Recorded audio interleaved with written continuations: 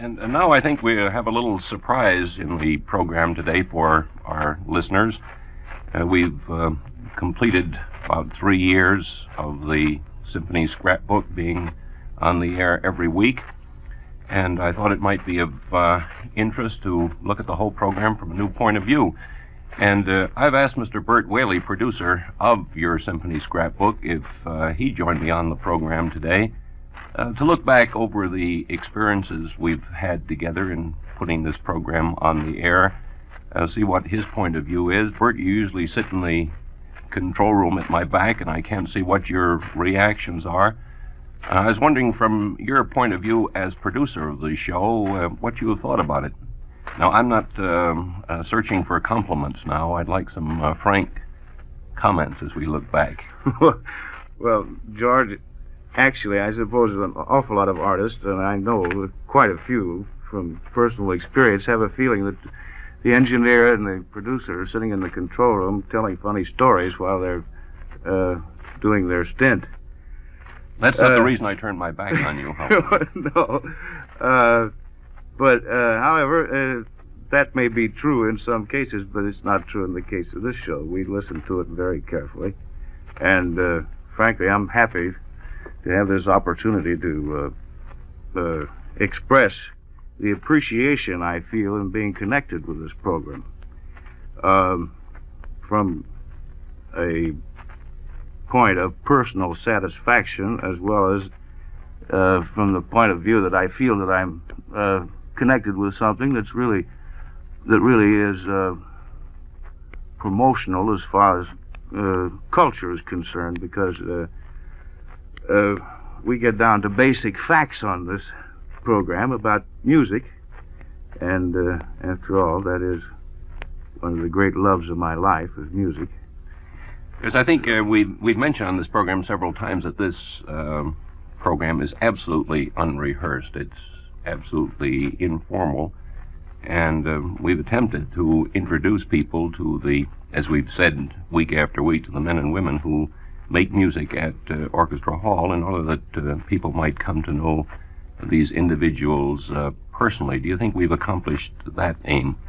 Well, I think definitely we do. It's a wonderful thing to see the musicians come out as their personalities come out as individual personalities.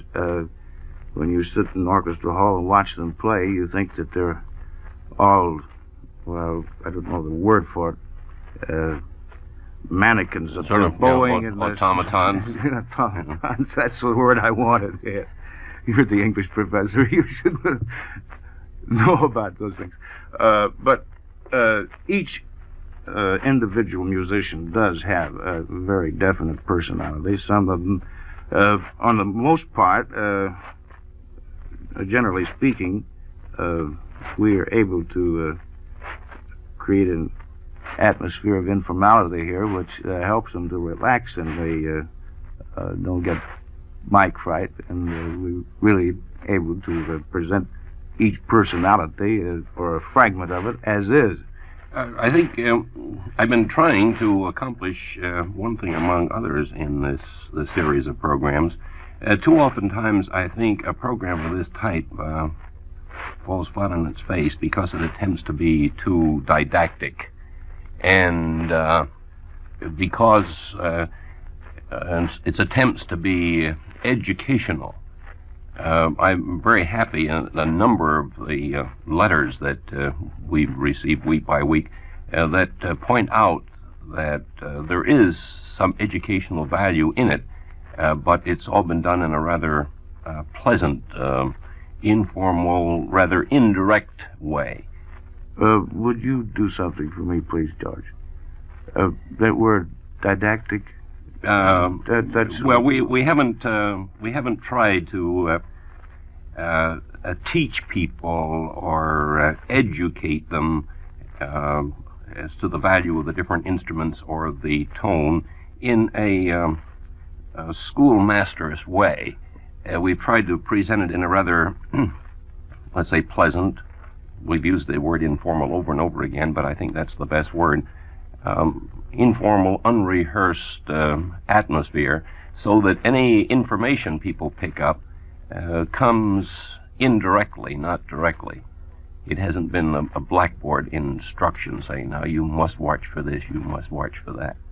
Yes, as a matter of fact, we sometimes rather conspire against the musicians who bring in something that they want to read and contrive in some manner to put the music stand with that information on it so that they can't get to it and they have to ad lib. So it's and we also sometimes tell a good story before we go on the air.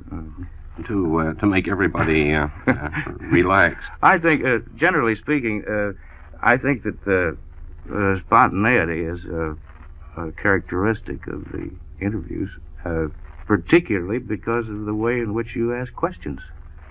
Well, I sometimes have felt that I'd like to ask our listeners to send in more suggestions for the program, and we received so many complimentary letters and not very many suggestions, and in moments of pride, perhaps I jumped to the conclusion that's because we accomplished what we set out to so successfully that people have any suggestions to make.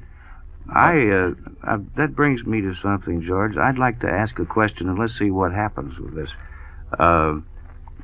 We've often discussed the possibility of putting this program on television. Let's find out what the public response to that suggestion is, and see if we can get some mail on it. Well, that's a very interesting question. And I should say parenthetically that was absolutely unrehearsed. You're throwing something at me unexpectedly.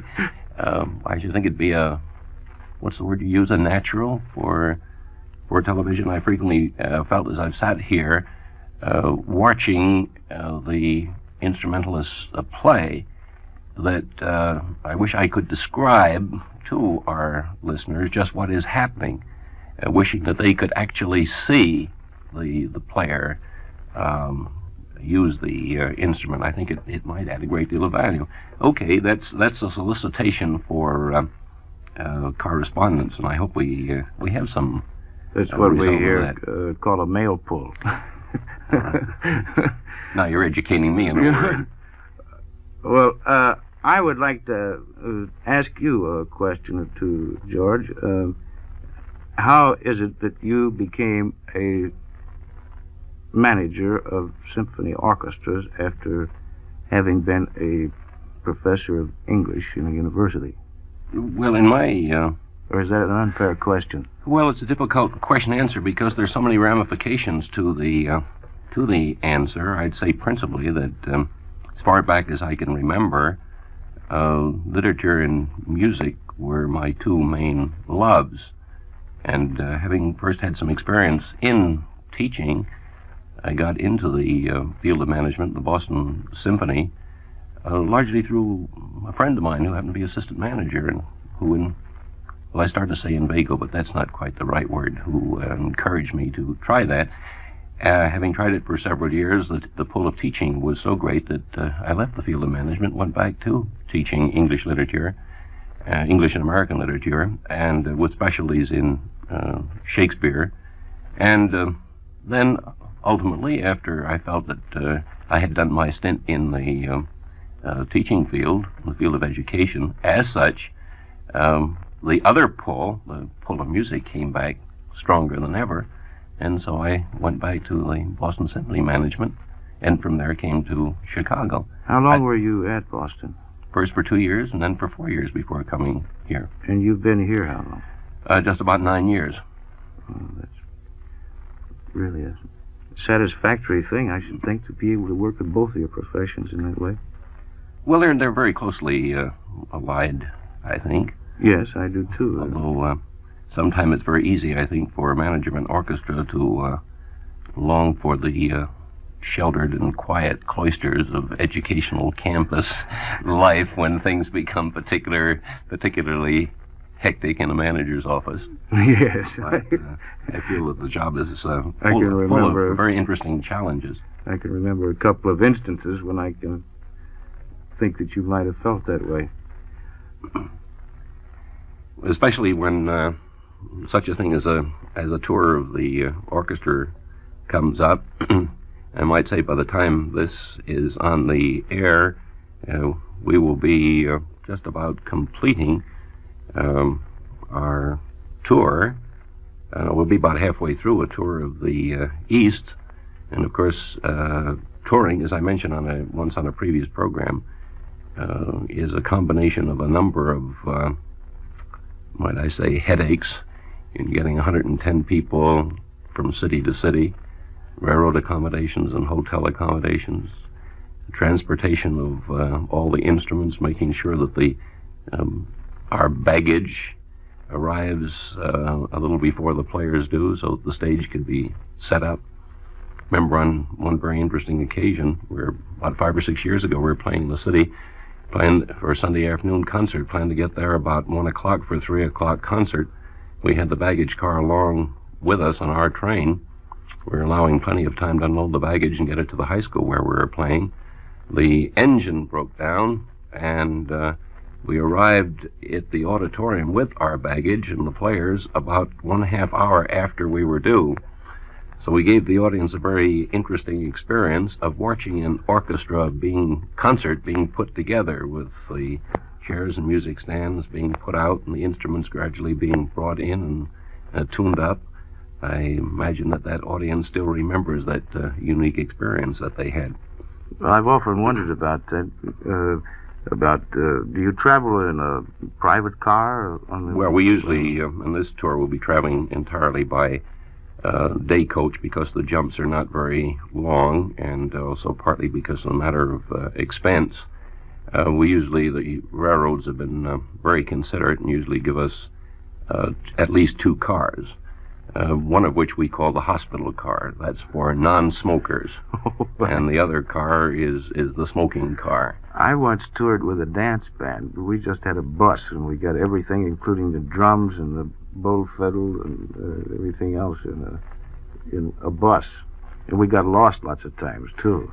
Well, we have, you see, a whole set of timpani and bass drum on this trip. We'll have a set of chimes, all the percussion instruments. We'll have 9 double basses, about 10 cellos, various wardrobe trunks holding evening clothes for the players, cases for violins and violas. There are about 80 pieces of baggage that we carry along with us. Well, you can't put those in the same... We can't get those in a bus, no. The hospital car, either. And we can't expect a bass player to take it along in the coach with him, either. Once our bus broke down and the bass player had to take us on a Greyhound bus. That was really amusing. Well, George, we usually have an anecdote, at the end of this. I wonder if you got one today. Yes, I have an interesting anecdote, Bert, which comes from Mrs. Charles A. Keller of Wilmette, and I think it has a delightful little touch. So I have a little incident to report which might possibly be of interest to your listeners. Last month, my 11-year-old daughter accompanied me to a concert by Zino Franciscati in the Evanston High School gym. We sat in the balcony, and after one of the numbers, she leaned toward me and confided, "I always like to watch the people clap. Their hands look like butterflies fluttering about." And so we want to send a pair of tickets to Mrs. Keller for her interesting anecdote.